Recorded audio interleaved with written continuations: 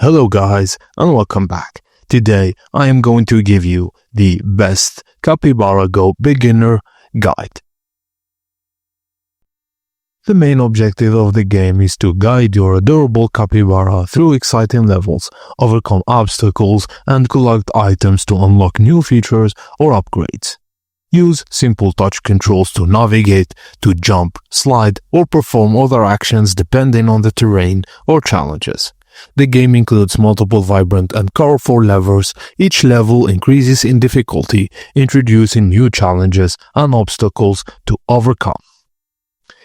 Avoid hazards like rolling boulders, rivers, or tricky terrain, and try to pick up boosts to help your capybara, like speed-ups or shields.